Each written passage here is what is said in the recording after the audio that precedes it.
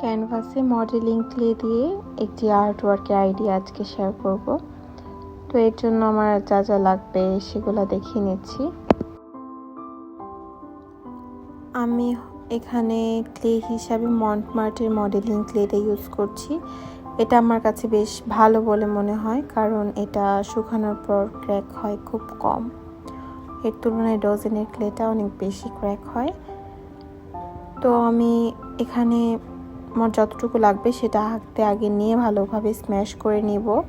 Smash করে নেওয়ার পরে এটাকে আমি রুটির মতো পাতলা করে স্প্রেড করে নিব এবং শেপ দেওয়ার ট্রাই করব। প্রথমেই আমি ক্যানভাসে পেন্সিল দিয়ে আমি যেটা করতে চাই সেটা এঁকে নেব। তারপরে এখানে আমি আমার শেপটা দিয়ে নেব। দেওয়ার পর আমি এটাকে সাইড থেকে পাপড়িগুলো রিয়েলিস্টিক লাগার জন্য উঁচু উঁচু করে রাখার সময় নিচে ফোম ব্যবহার করব, না হলে ভেজা অবস্থায় এটা থাকবে না। শুকানোর পর ফোমগুলো সরিয়ে নেব এবং এটা শুকাতে আমি 24 ঘন্টার বেশি সময় দেব। যখন শুকিয়ে যাবে তখন এটাকে আমি ব্রাশ করে সকল এক্সেস ক্লের গুঁড়া সরিয়ে জেসো অ্যাপ্লাই করে নেব। জেসো অ্যাপ্লাই করার পর আমি এটাকে আবারও শুকাবো।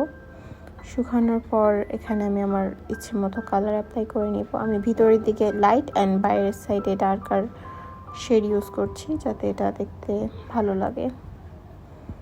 পুরোটা ক্যানভাসে রং করা হয়ে গেলে সাইড থেকে আমি নিজের মতো কিছু টেক্সচার দিয়ে নেব সৌন্দর্যের জন্য। আর এখানে আমি আমার নামটা লিখে নিচ্ছি। এটা হচ্ছে ফাইনাল রেজাল্ট। যাতে সুন্দর করে বোঝা যায় আমি কিছু ছবি অ্যাড করে দিচ্ছি। এই ক্যানভাসটার ব্যাকগ্রাউন্ড করেছি আমি মূলত এই রুমের থিমের সাথে ম্যাচিং রেখে। এখানে যে যার যার রুমের মতো ম্যাচিং থিম রেখে করতে পারে। 24x30 ইঞ্চির ক্যানভাসে পেন্টিংটা সম্পূর্ণ করতে আমার এখানে প্রায় 1300 গ্রামের মতো মডেলিং ক্লে লেগেছে। আর সৌন্দর্যের জন্য আমি এখানে গোল্ডেন লিফ ইউজ করেছি। এটাই ছিল।